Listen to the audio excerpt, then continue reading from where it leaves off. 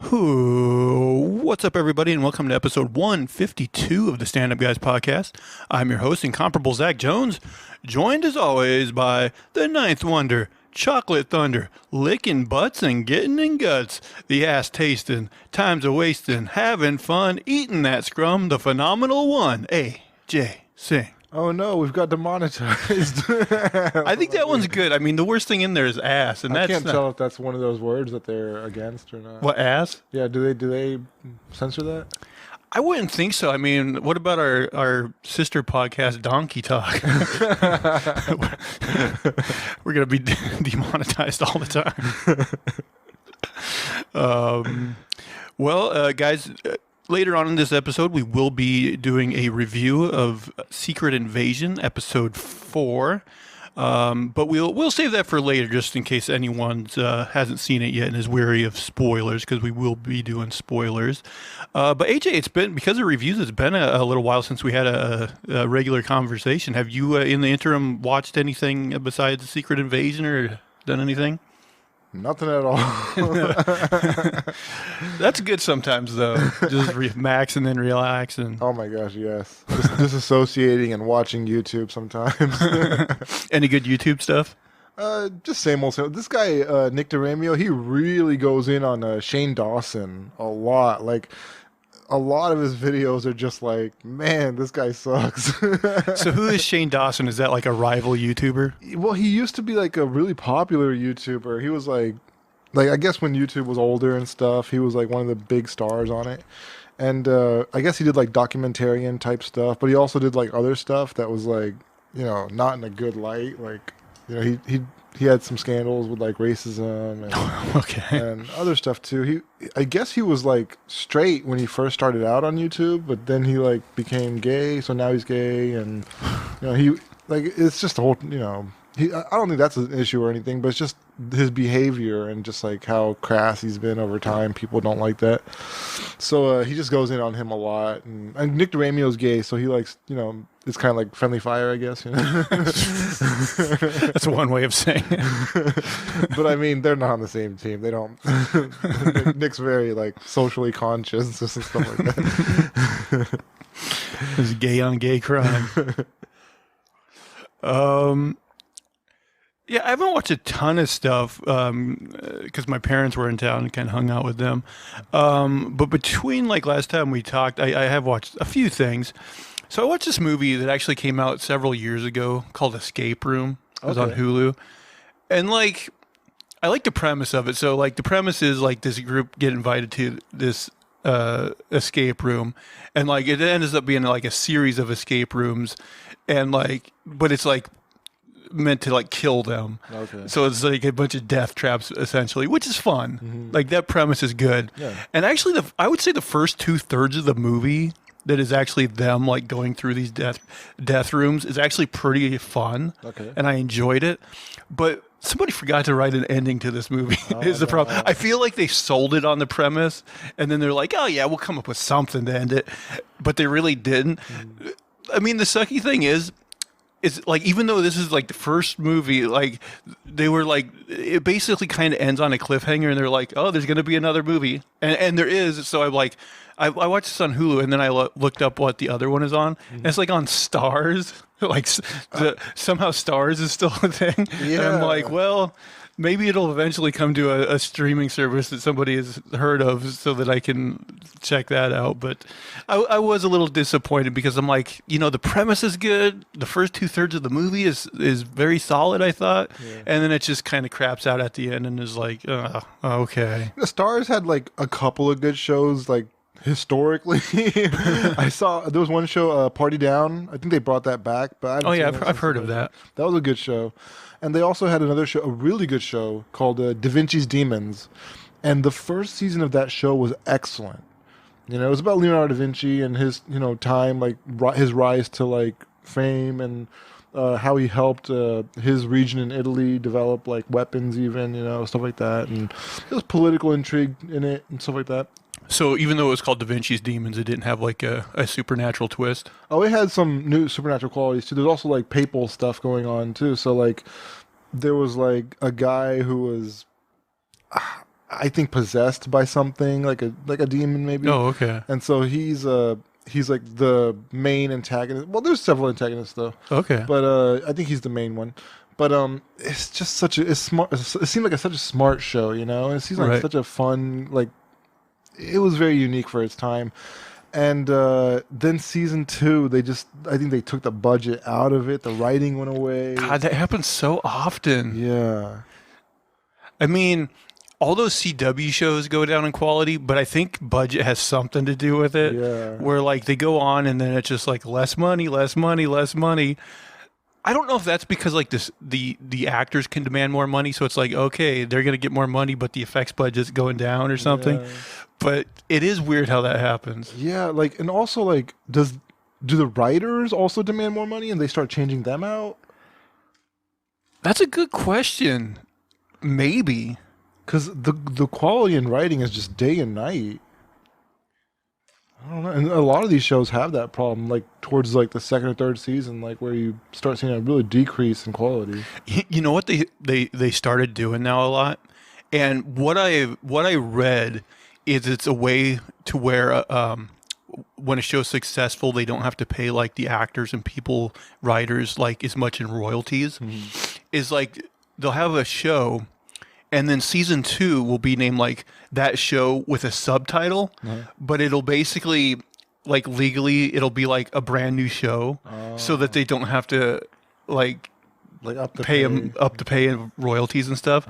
They did it with some of those later CW shows like Stargirl. Like I forget exactly what, because like the first season was like Stargirl, and then like season 2 was maybe like Stargirl : frenemies or something like that. so that like they didn't have to like up the royalty pay or whatever.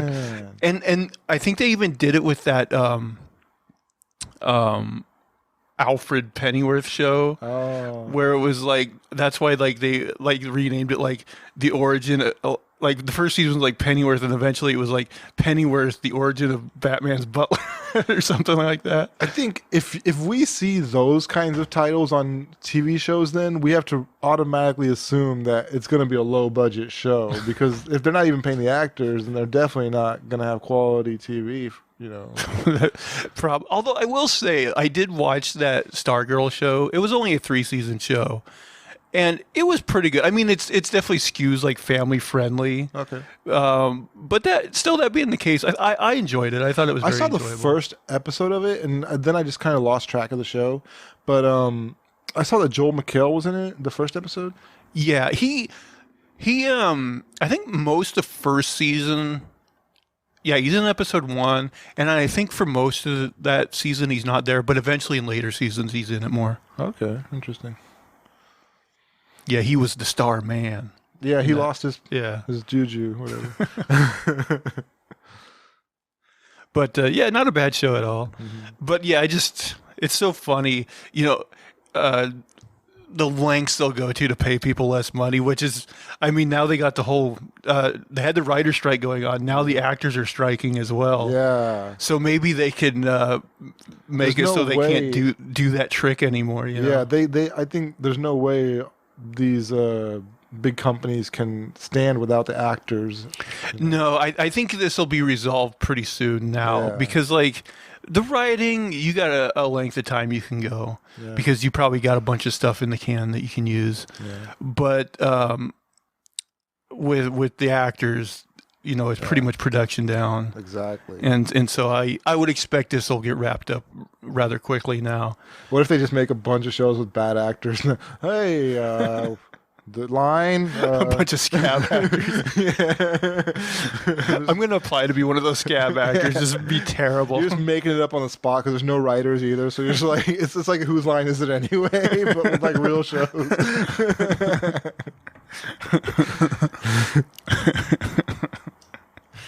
That would be like an interesting year of movies. would, the yeah. scab year. It's so random. Like I hadn't thought of like Fran Drescher in years, and then I found out she's like the president of the Actors Guild. Oh, whoa! I didn't know that either. Yeah. She ain't even acting. I know. Like I haven't seen her in like it seems like the 90s was the last It time I must saw be a really intensive job where you can't do anything else. People are really wanting Beautician and the Beast too. I just picture her in an office, like just getting calls all day. Bring, bring. I can't act. Oh my god! Get the scabs out here. But yeah, if I was an actor, I'd definitely be like, "Hey, could you make them stop doing that thing where they give second seasons a ridiculous subtitle so they don't have to pay us as much?" That might be one of our demands. Like I would hate the producers or like on that show. Like they're in contact with the producers all the time, right? Right. And I'd just be like, I hate you. I mean, it's one of those things where it's like, yeah, I guess if that's the only way I can continue doing my job, go for it. But what is like? It's a stick in the. Yeah, it's a bad thing to do. You know? And then the other show I started, I think this show started a couple years ago, but I'm just getting to it. I'm only about 6 episodes in, but I am liking it so far. Is this show Yellow Jackets? Okay. So on like Paramount Plus, I guess, and Showtime, they're both owned by Viacom, but they were like separate things. But now Paramount Plus has like integrated a bunch of their Showtime content, so they just recently got a bunch of like new movies and shows on there.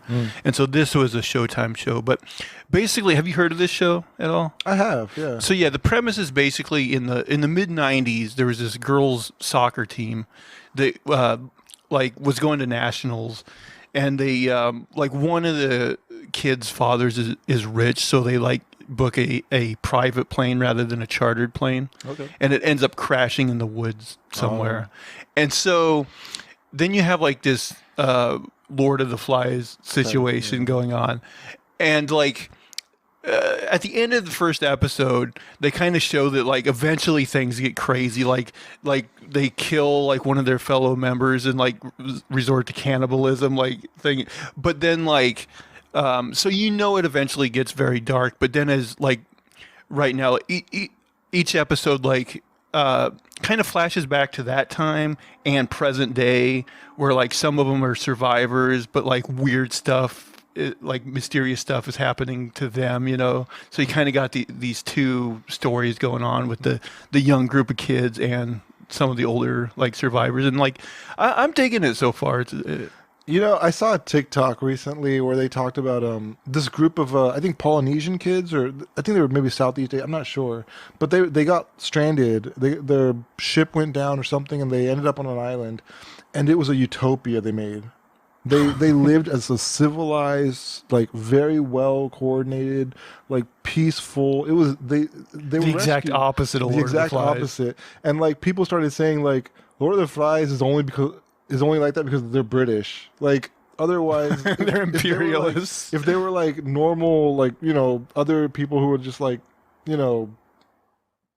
able to get along with each other, like Right. it would have just been fine. But because they're just like me, like, it turns out that way with that book.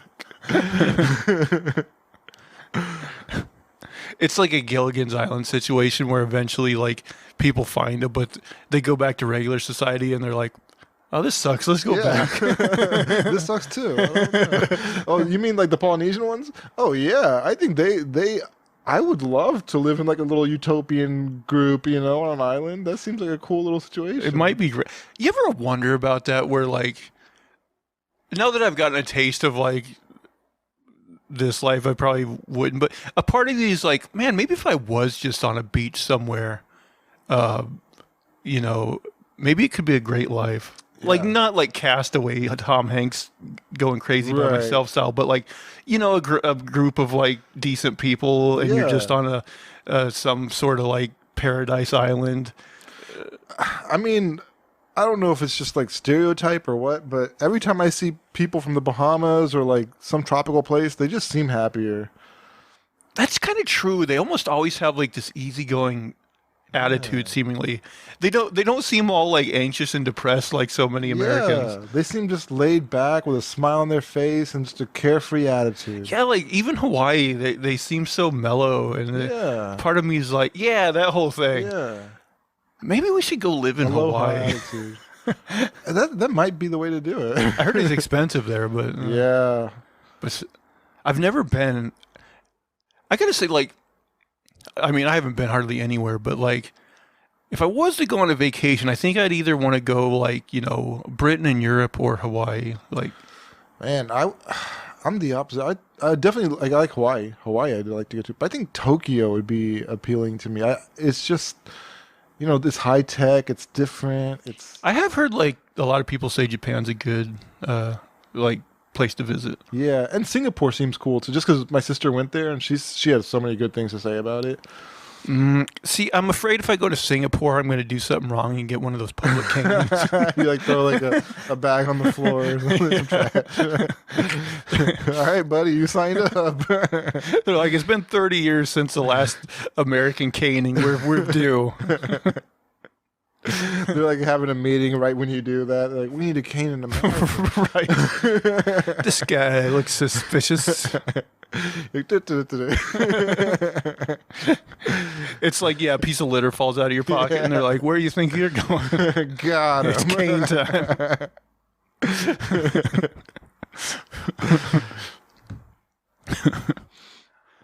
Oh, one thing that's happened that I figured we could talk about is, have you been following the casting news for that Superman Legacy movie? Oh yeah, they got that. Oh, it was Sweat something. That guy.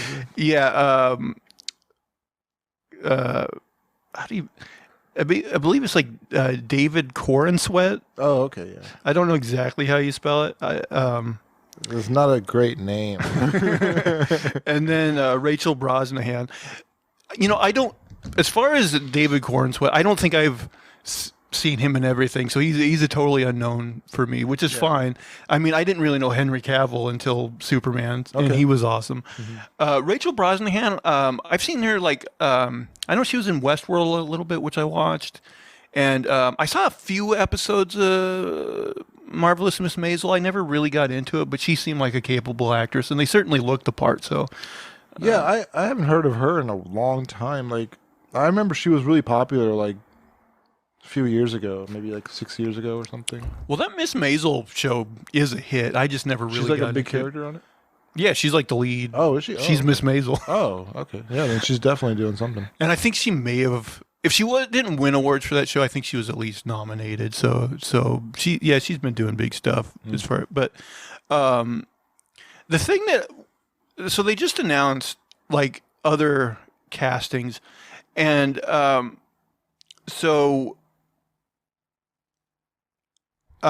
Isabella Merced, I'm probably mispronouncing all these. She's going to be Hot Girl. Edie Gathegi is going to be Mr. Terrific, and Nathan Fillion is going to be Guy Gardner, which actually I think he's a great choice for Guy Gardner. Who's Guy Gardner? He's the Green Lantern that's kind of a asshole. Yeah, actually he would be a great pick for that. Yeah. I just like Nathan Fillion. Yeah. My thing is, like, I'm sure all these actors are good, but it does worry me that they're putting so many side characters in the Superman movie. Yeah. Where I'm just kind of like, it's the first movie out of the gate. I think I'd rather them keep it simple and just tell me a Superman story, because I feel like it's going to feel overcrowded. Because they're either going to have to put these characters in there without giving us much backstory on them, and then it's just like, only us that are in the comics are going to really know who these characters are, and general audiences are going to be kind of like not invested.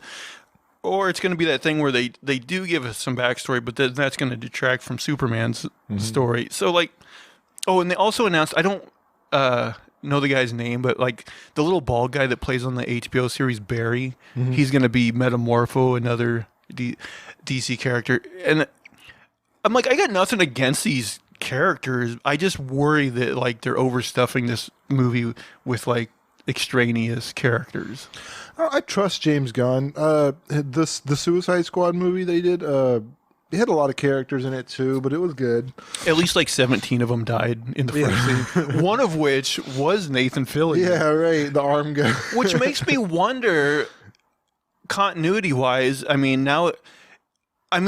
I said, like I would prefer them to do a clean like reboot, but then it's like, Well, he was already a character, so like if they're continuing from that universe, which I don't know if that's going to be part of it. Is it? I don't know. it's all up in the air. I think. Yeah. I mean, it's. I like Nathan Fillion so much that I don't mind him being another character in the DC universe. I'm okay with it. I mean, I don't mind it, but at some point, if you're gonna have a shared universe, I think you got to be careful about Yeah. doing that kind of stuff. For sure. I yeah, it's just I guess we're gonna find out if this is the starting point of a new universe or what's going on exactly. So. I mean, I think the strength of a shared universe is you do get this wide array of characters, and they can go in and out of other people's stories. Yeah. But at the same time, just like when you're just coming out of the gate, your first movie out of the gate, and there's just like side character, side character, side character. It seems a little much. I mean, but like you said, like the Guardians, I think one of the strengths of the Guardians movies is that even though there is a lot of character, like there is a good balance where all of them get some good moments, character moments, and that's why those movies work as well as they do. So like, I'm not, I don't, I think James Gunn can pull it off. Yeah. But at the same time, I'm like, I don't know. I think simplicity out of the gate might be a good thing. So you and I see this differently. I am excited about that because to me it means the future they could develop these cool, intricate storylines with these different people that we've already kind of seen. We've got a little, we've been introduced to them. Like I think what DC did wrong the first time when they tried to boot this DCU was they didn't introduce these people early enough. So now we'll have like a grounded like understanding of, okay, these people are out there. Oh, maybe this person interacts with Batman, or maybe this person interacts with somebody else, or we can see all the moving parts like from the beginning. So I think it could be really good. I just question because like I wonder if the plan is like, some of these characters are never going to have their own solo movie, but we can at least build them up to where people will care about them no matter what movie they show up in, maybe something like that. Yeah, I think that's what we're looking at. We could be looking at. I mean, because I don't see, like, nothing against Metamorpho, he's a fine character, but I don't see them ever doing, and I don't think I would even want a solo Metamorpho movie. Who is Metamorpho?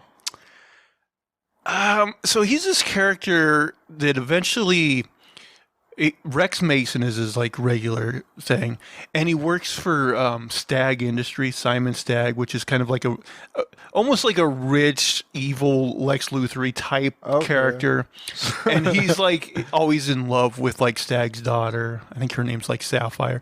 Anyway, he ends up getting in this accident, which turns him. He almost seems like the DC's version of the Thing, where he gets turned into like this monstrous looking guy. He's like 4 different colors, like his arms one color, his legs another color. Like, but his gimmick is, I believe, he can like change himself into like almost any element. Oh, cool. So of like the periodic table or whatever. Does he have to like? There's a Marvel character who has to touch that element before he can turn into it. Is this like that, or? I don't think he actually has to touch the element. I think he can just change into it. Oh, that's even better. Right? Yeah. Is the Marvel character like the Absorbing Man, or? I think that's who it is. I'm not 100% sure. I know that Agents of S.H.I.E.L.D. show. Right. It's so funny how like they all have like blatant ripoffs. Oh, of yeah. it. And like I have no idea in most cases like which one came first. Like you're like, are they ripping them off? Or are they ripping them off? Yeah, like Namor and Aquaman. Namor actually I think came out first.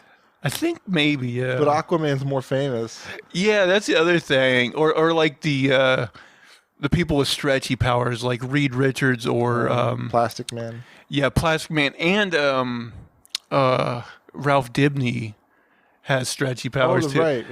And like, I don't even know. I'm thinking because Reed Richards wouldn't have came out until the '60s, so I'm thinking maybe like the other ones are even older. But Reed Richards is definitely the most famous of those. Reed Richards is so popular, but I've always thought like his powers are lame. Stretching and stuff, that seems lame to me. Like, yeah. Only in the bedroom is it really? Right? Yeah. That's why he's with Sue. Right. There's no other reason. His intelligence is probably his greatest power. Right. The stretching thing just doesn't do it for me. Stop Galactus by stretching. I always wonder because there'll be those scenes like in the comics where like he'll stretch out as like a blanket and like catch somebody, But then like if I'm that guy being cut, I'm like, man, right now I'm like all over your like stretched out dick and balls. I'm like, I'm thankful for the save, I guess, but it's musty over here. He just enlarges his sack only. And he catches you with that. Airbags. A big cushion for you, buddy.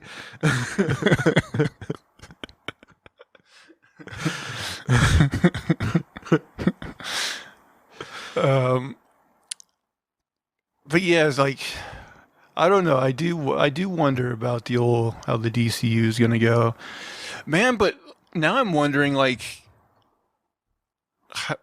well, I guess it'll depend how fast this strike like resolves now. But like, if it goes for any length of time, you could see quite a few delays. I'm thinking.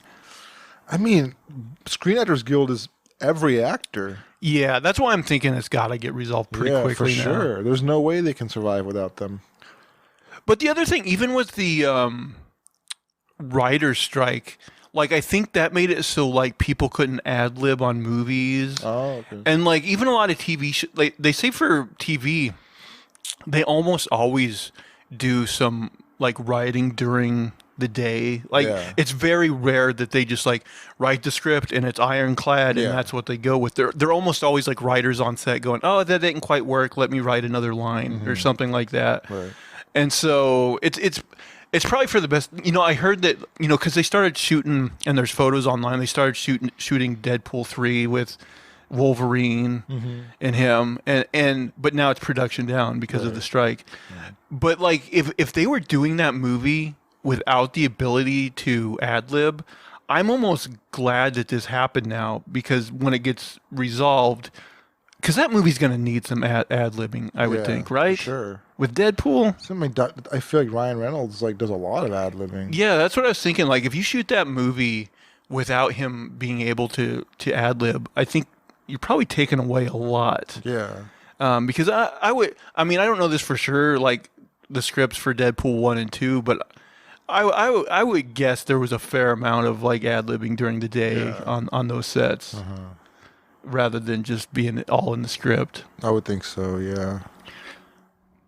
I don't think I'm one of those guys that doesn't really care about the costumes in superhero movies like so many people do. But did you see like the on-set photos of Hugh Jackman?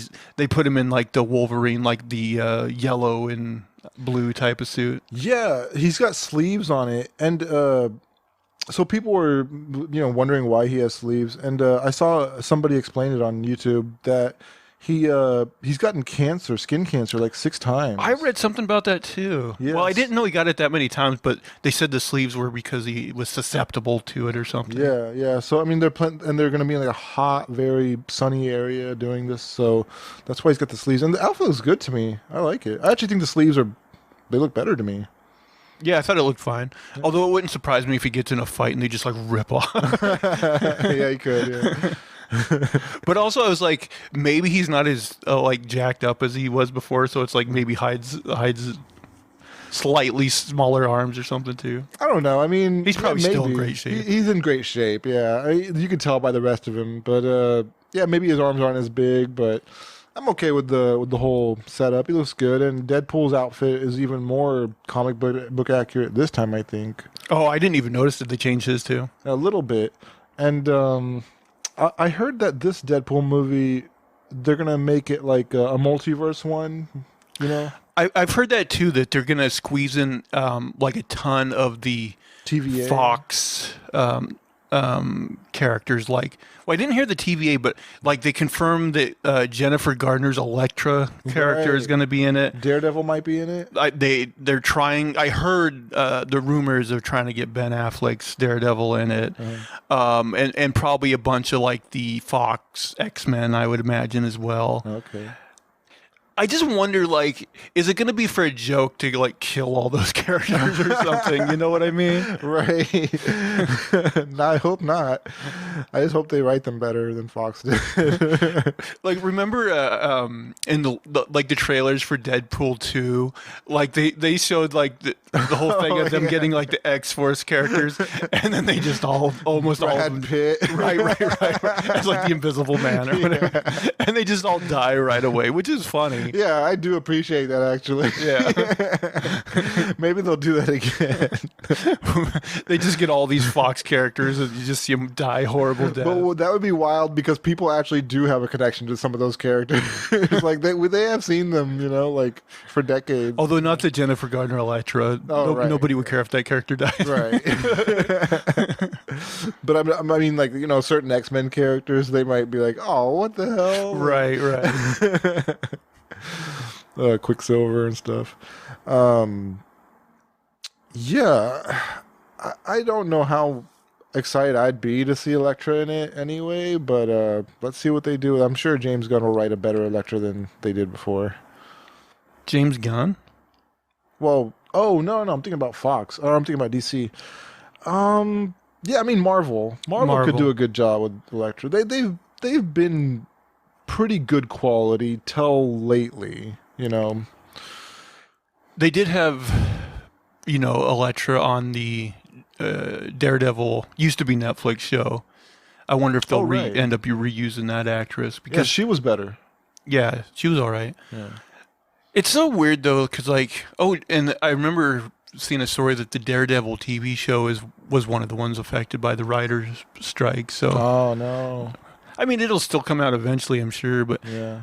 At the same time, like, Daredevil is one of those characters I want to see a movie of. Yeah, I can see that. Because, I mean, the Ben Affleck movie was terrible, but... Yeah, I definitely, when I saw him in Spider-Man, I was like, that's awesome. I kind of, you know, you couldn't see more of him in that movie, but I do hope to see him again in the MCU, like, as part of, like, some sort of bigger situation. I mean, to me, Daredevil really is Marvel's Batman. Yeah. And I love Batman so much that I would just love to see a nice, like, cinematic, dark Daredevil story. I like Daredevil more than Batman, dude. Like, Batman, to me, is, like, already rich, so he has a leg up. Like, he can get the technology, he can get all this stuff. Daredevil's doing it without any of that. You know, like, he's just doing it based on his ability to use his senses. He's got that lawyer money, though. I mean, he in the show, he does, like, pro bono work. A lot of times, yeah. He's helping poor people. He's not getting paid. But at the same time, like, he never, like, uses a bunch of high-tech stuff. He's just got, like, his like, stick or whatever. Batons. Nunchucks. Yeah, I like Daredevil as a character quite a bit. Batman's always going to be my favorite, but I think Daredevil actually might be my favorite MCU character. I think my favorite character of all time is Spider-Man. I mean, I like Spider-Man too, Yeah.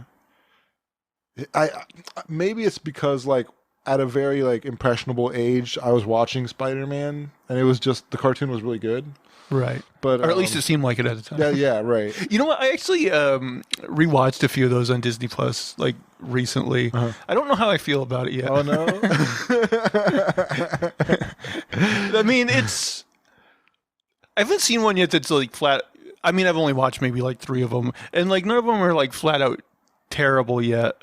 But the animation's a bit crude and stuff like that. You know, that's to be expected. Right. Yeah. But Spider-Man, you know, I was a young person. He was a young person. Right. Stuff like that. I think there's a lot to relate to there. Gambit, my favorite X-Man.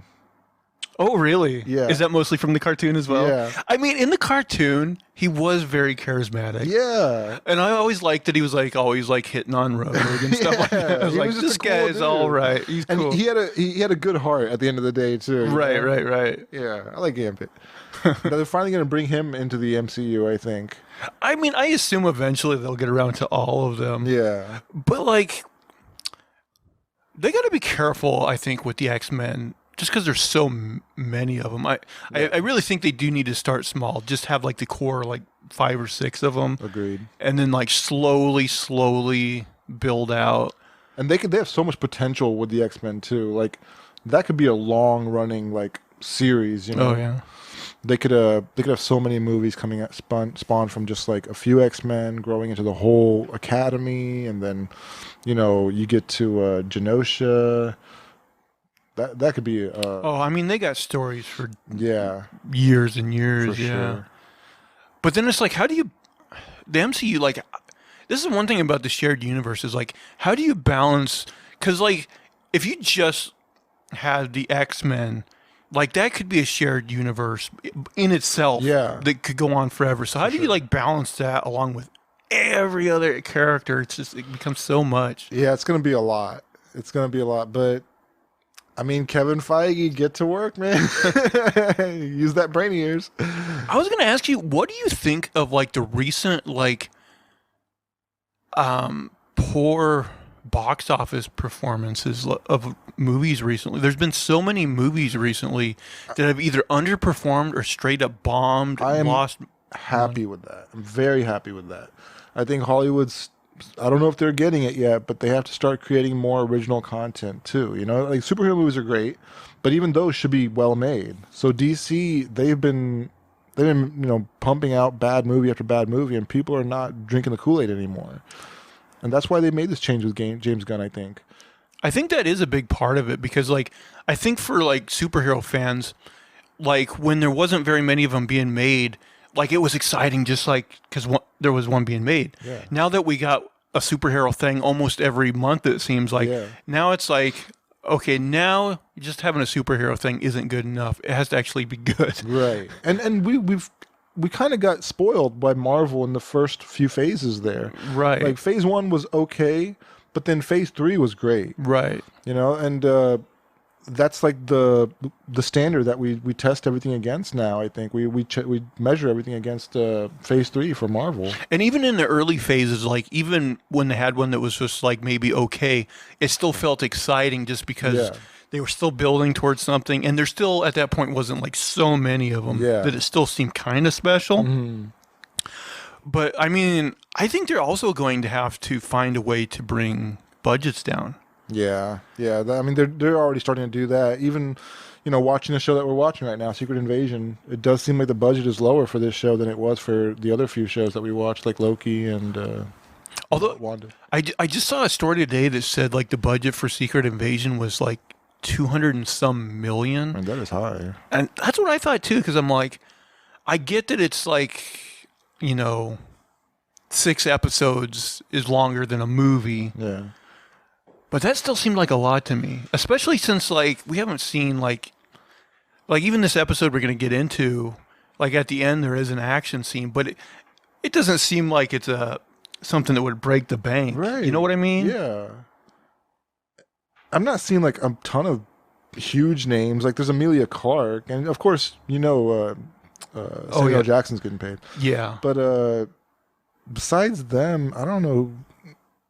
There's no huge name actors that you have to like pay tons to, right? Yeah, I saw that. I mean, maybe it's just the fact that maybe the crew size on television. Rhodey, what's his name? Don Cheadle. I'm sure he's getting paid. Yeah. But yeah, I don't know if the most of the budget is from the actors or crew expense. But yeah, I saw that budget and I was like, boy, that's actually more than I would have guessed. I mean, if you had to measure the scale of this show compared to Loki, I mean, Loki just seems so much bigger. It did, didn't it? It did. Of course, maybe the budget of that show is really high too. I don't know. I'm sure it was. Yeah. We'd probably like break down and cry if we knew the budgets to all these things and be like, holy cow.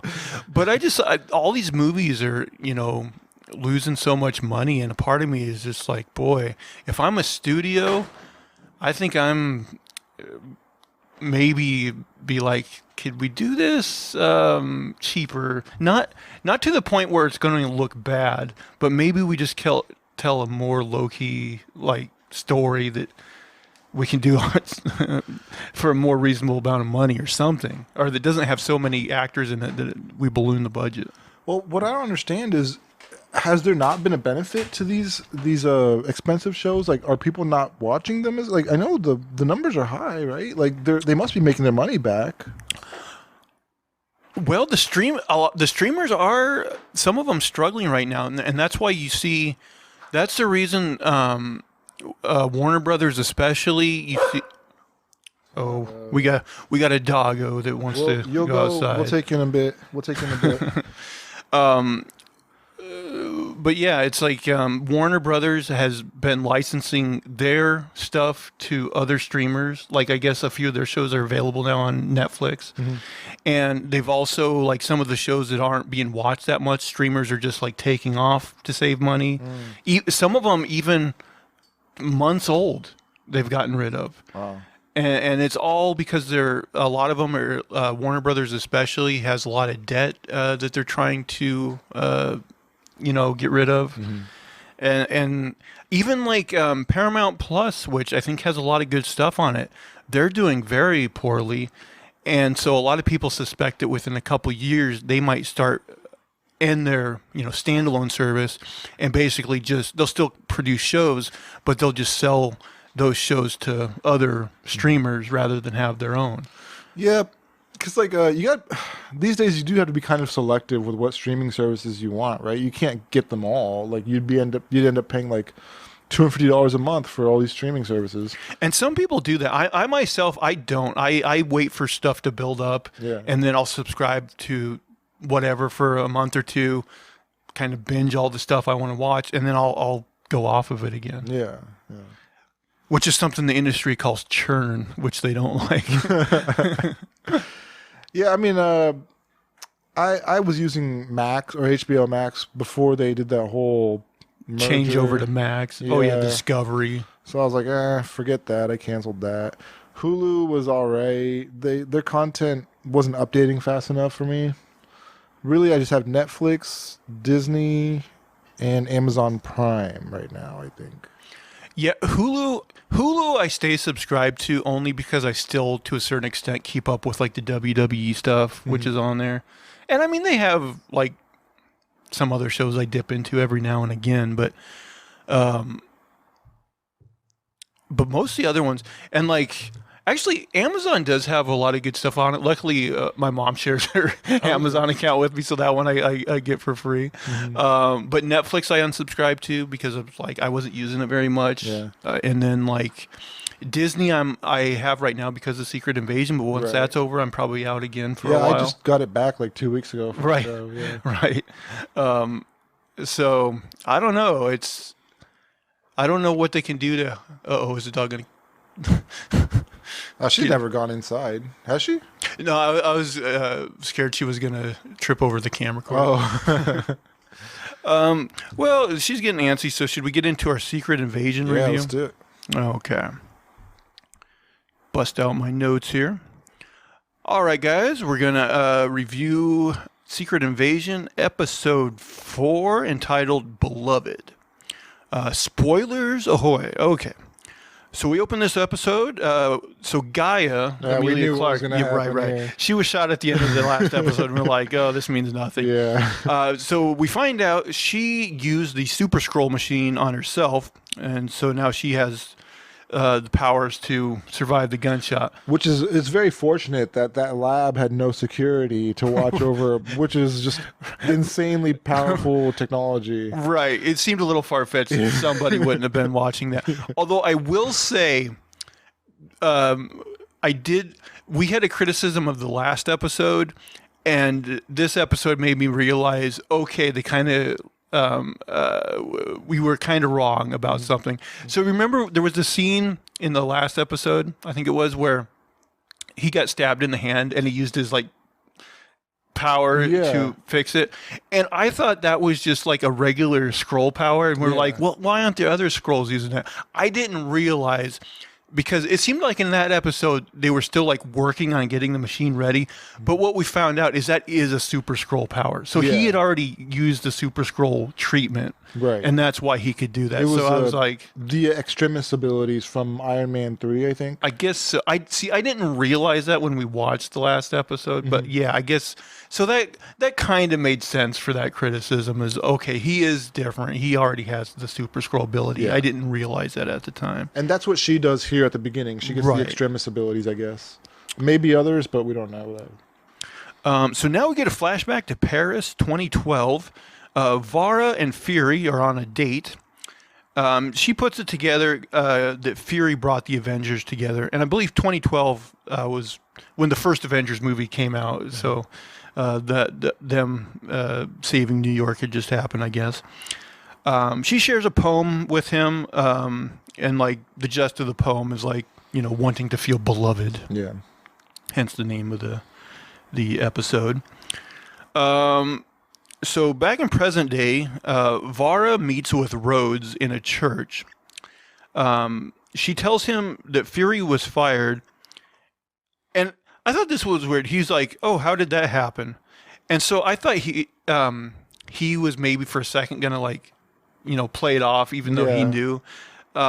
So she's like, "Oh, I guess the president did it," and then Rhodes is like, "No, he didn't. I did it." So he immediately cops to it.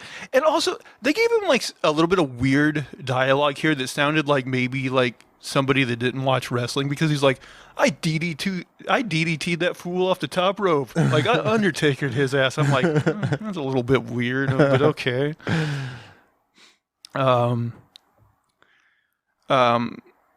So we find out that Rhodes basically admits to being in league with Gravik, and he orders Vara to kill Fury.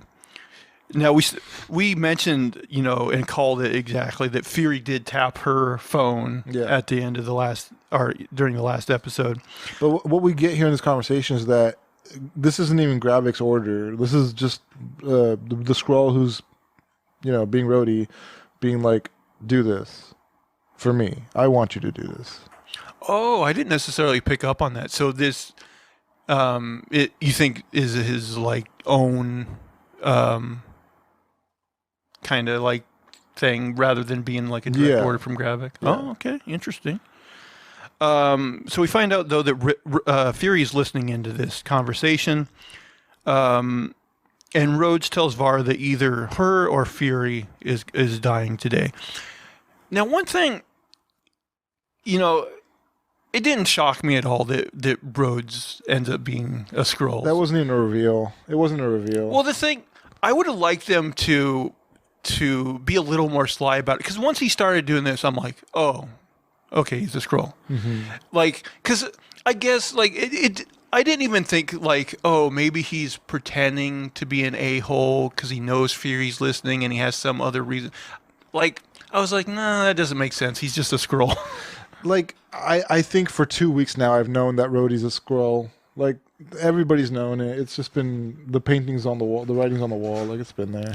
The only thing is like that scene between Rhodes and Fury, like in the bar from the other episode. Like, I really like that scene, but now that I'm like, oh, it wasn't really Rhodes. Like, I thought that was an interesting like character development for Rhodes. Yeah. But now it's like, it wasn't really him. Yeah. The reveal should have been much better. Like, it should have been he goes along with everything. He's trying his best to like help, and then at some point you find out when the cards are down, like when things are shit's hitting the fan. That's when he reveals, "Oh, you're on your own, buddy." Yeah, because we talked about this a little bit yesterday, and you actually told me like something you came up with that I was like, oh, that would have been a much better thing, to where you're right, like he plays it like he's helping the whole way, and then when the battle goes down at the end of the episode, he just kind of sits in the car and smirks, and we find out, oh, he is like, that would have been a better reveal. That would have been a much better, because here it's just like blatant, and he just basically says, hey, I'm a Skrull. His behavior is not Rhodey since the beginning of this series, it seems like. Right. Well, I mean, that dialogue at the table with Fury, I was like, well, if that's Rhodes, that makes him interesting. Like, because we never have really seen that much of his person.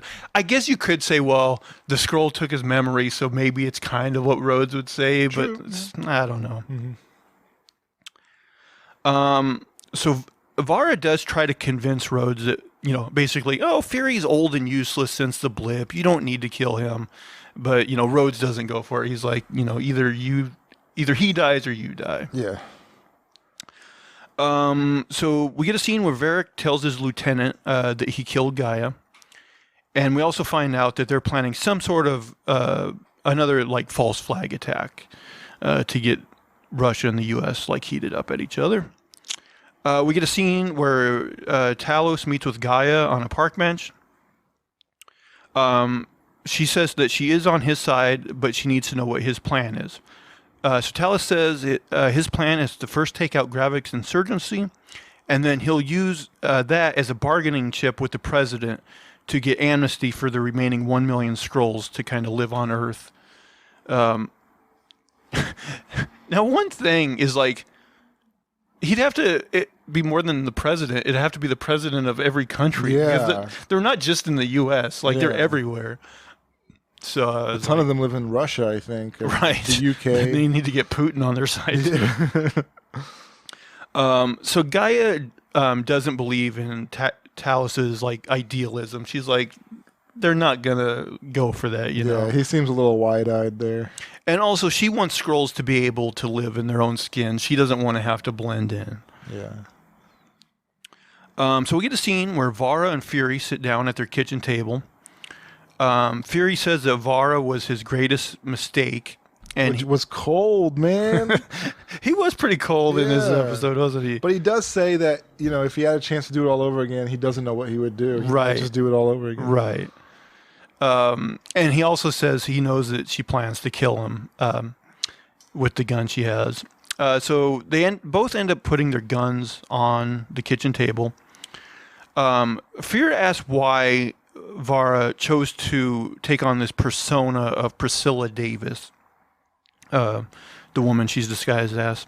And she says Davis was dying of a heart defect, which she hid from her loved ones because she didn't want them to know.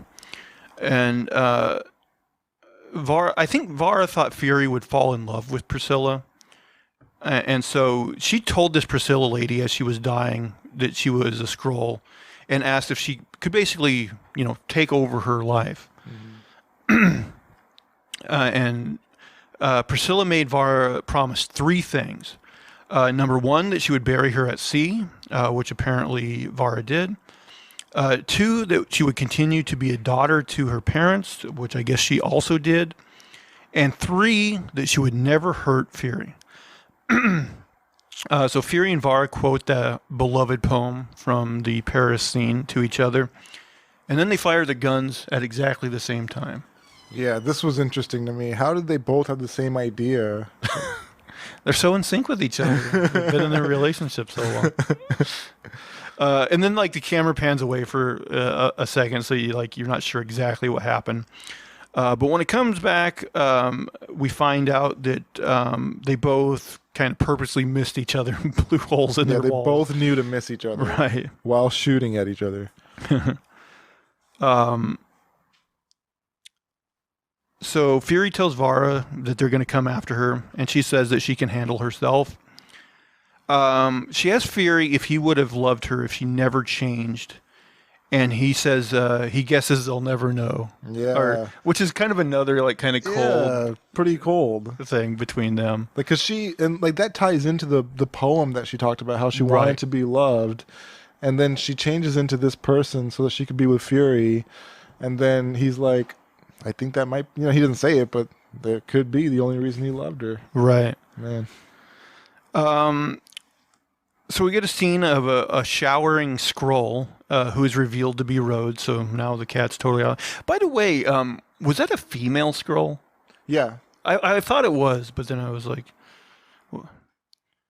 because like they put the towel like kind of over the boob, so I was like, oh, it must be a female. After Rhodes gets dressed, he is confronted by Fury.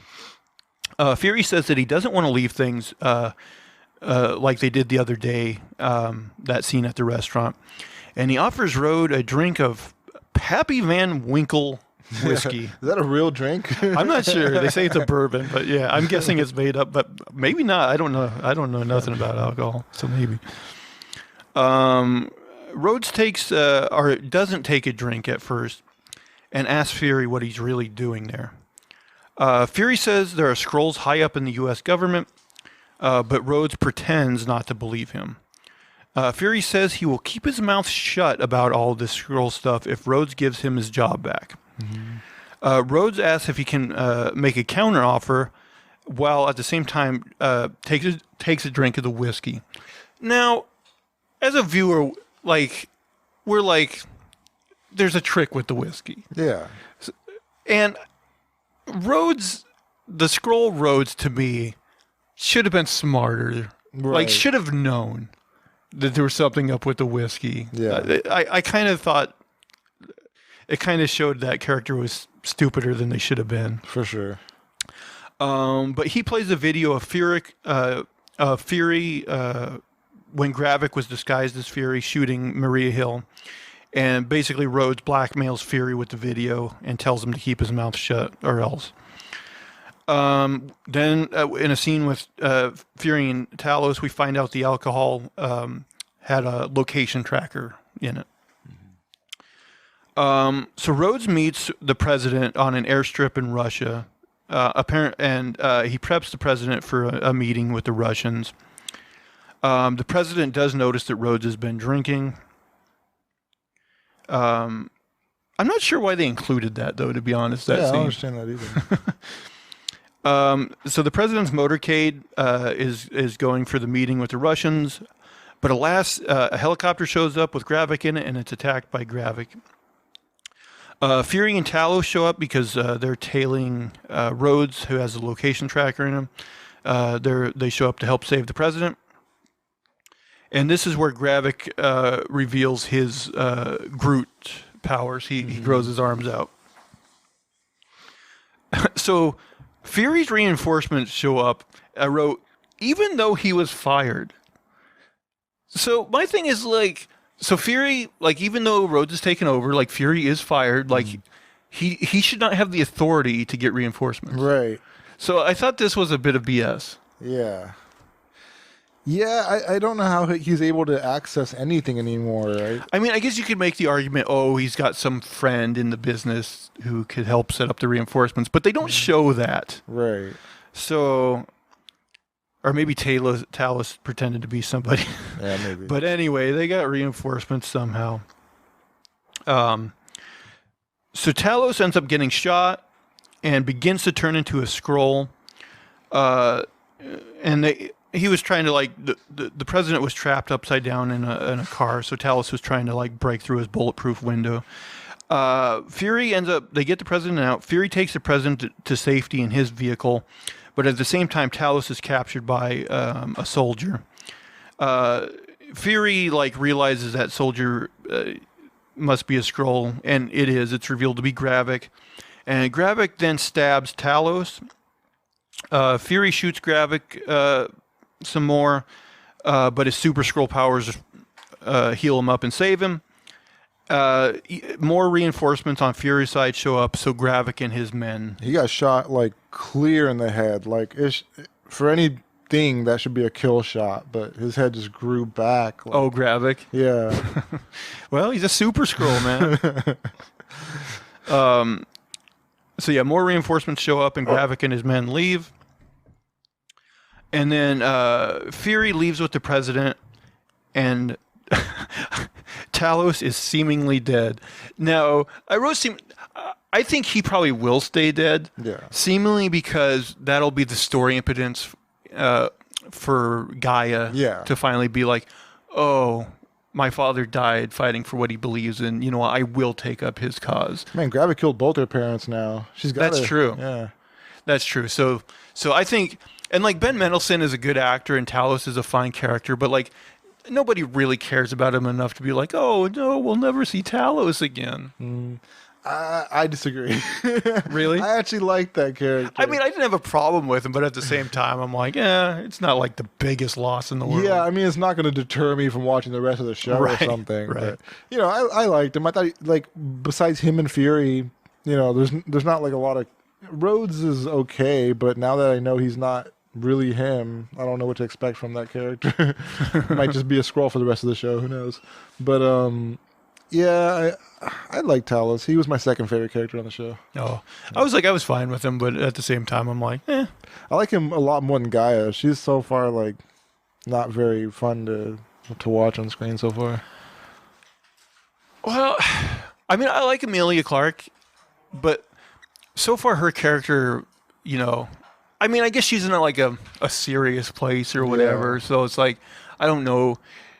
But that's the thing is her identity, like, even no matter how the show shakes out, I think is like going to be kind of more serious role, like Yeah. her probably being the leader of the Skrulls, basically. Yeah, I can see that. Yeah. I mean, I imagine that's how this series will kind of end, with her being kind of their chosen leader. Yeah, but right now she's like a real sad sack. That's true. I guess both her parents died. Now, do you think by the end of this episode they will go down into that basement and find real roads? Wait, what basement? What are you talking about? Where they stash all the memory people? Yeah, I think by episode 5 they should probably make a dent into what the Skrulls are doing. They have to, right? Well, if there's 6 I imagine episode 5's got to end where looking like the Skrulls have the upper hand somehow, so that in episode 6, maybe that's when they make the breakthrough. Yeah. Okay, maybe. I just think things need to start popping off. They should have popped off a little bit in this last episode. To be honest, like the real bigger picture should be already kind of unfolding. That's the thing, is like my rating in this episode is still, or this show is still like just okay. Yeah. And I don't know if in 2 episodes they can do anything to like up my feelings of the show, but this is like deja vu. Like this has happened before with other shows too. Pacing issues, where it's like we get halfway in and it's like, boy, I don't know if they can really end this in a satisfying way, Yeah, like what if they just do that cop out like they did with She-Hulk, and they're just like, hey, that meta ending, woof. Yeah, so far at least this hasn't been aggravating as right. Those shows were. I don't expect it to do anything that's like that bad or like last episode of Hawkeye bad or anything like that. I'm not excited about Echo, but I don't know. We'll see. I'm not either, but you know what I find curious is I guess they announced that Echo is going to be a show where they just dump it all at once, like all episodes at once. And the speculation is because they don't have a lot of confidence in it, they want it to just be like basically over and done with in one news cycle, rather than going like weeks and weeks of people being like, maybe this isn't very good. Yeah. So that, I don't know. Like, personally, I like being able to just watch things all the way through rather than have to do the week-to-week thing. Although I guess it works out if you have a podcast and you're reviewing something. Right. But it does make me wonder if that's the reason they're doing it, is because they're like, this isn't turning out great, and we don't want several weeks of people being like, this isn't great. If they drop it all at once, there's a much higher chance I'll watch it all. Yeah. I mean, I don't want to wait like a week for an episode of Echo. I don't think so. Maybe that's another thing they're thinking. Maybe they're just like, well, Echo's not really a big enough IP that people are necessarily going to be excited to come back week to week. So we will just drop it all in a weekend or whatever. And if it's good, then people will be like, okay, we're pleasantly surprised. Maybe next year they'll do it differently. Right. I do wonder, though, if that's even that's a show I was surprised they even went with. Yeah. Just because, like, even in Hawkeye, like, she wasn't a standout character at all. Right. And I was like, really? You're going to make a show dedicated to her? But even, like, in, WandaVision, I guess, what's her name was a standout character, but I'm still not interested in her show either. Yeah. Agatha. Yeah. Monica Rambeau is interesting to me. Like she's not going to get a show or anything, but she's like she's going to be in the Marvels movie though. She's getting a little more big part. Yeah. Agatha, I don't know, maybe she can give us more insight into what Wanda's going to do in the future, like what Wanda's whole thing is. I don't know, because maybe that's probably a concern of hers still. Like she's probably going to be getting out of Wanda's spell and trying to figure out what's going on. Oh, that's right, because didn't Wanda like put a spell on her where like she doesn't know who she is or something like that? Yeah. So, I mean, it would be strange if she just dropped everything Wanda and just did her own thing after that. I think she probably still is interested in what Wanda's doing. I think they did announce that Aubrey Plaza is going to be in that show though, and I like her. Okay, yeah, she could definitely play a witch. Yeah, for sure. For sure. Like she was born to play a witch actually. Oh, you got anything to add before we wrap this bad boy up? No, I mean, so far it's okay. I'm fingers crossed. I'm hoping this ending is worth it. Right. Fingers crossed. Well, I think that's going to do it for us this week. We do thank everybody very, very much for sticking with us. If you will, please subscribe both to the YouTube channel and to the podcast on the podcast service of choice to listen in audio form. And please leave us thumbs up, comments. Tell us what you thought about this episode, what you think of all this DC casting news, all that good stuff. And if you want to, you can go to the platform that I feel like is fastly dying called Twitter. And you can follow me at Zach Jones Live. That's ZachJonesLive. But that is going to do it for all of our shenanigans and poppycock this week. Please, please, please tune in again next week. Bye, guys. Take care.